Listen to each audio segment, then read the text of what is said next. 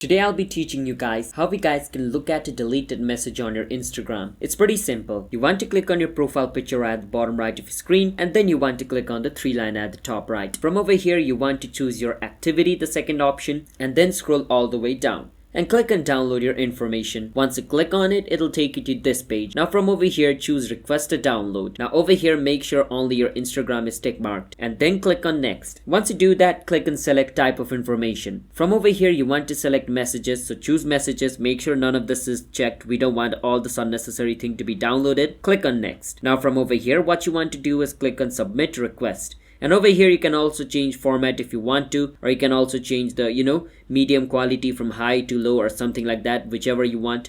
But I will suggest you not to change the date range. So click on submit request and a download request will be submitted. And once your download request is complete, you want to come to this same page again, which means all the thing we did in the beginning, like we click on the your activity section and download information. You want to do that again and come over here again after 1 day.